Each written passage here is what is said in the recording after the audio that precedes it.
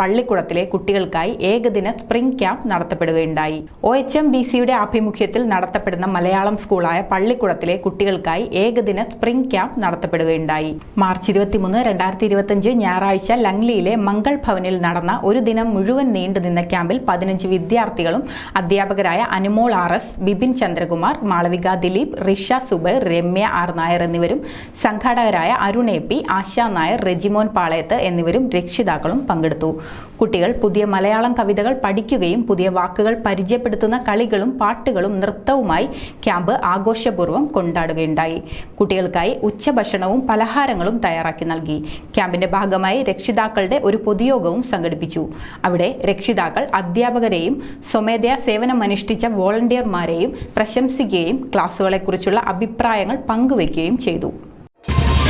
Today's headlines brought to you by Malabar Gold and Diamonds.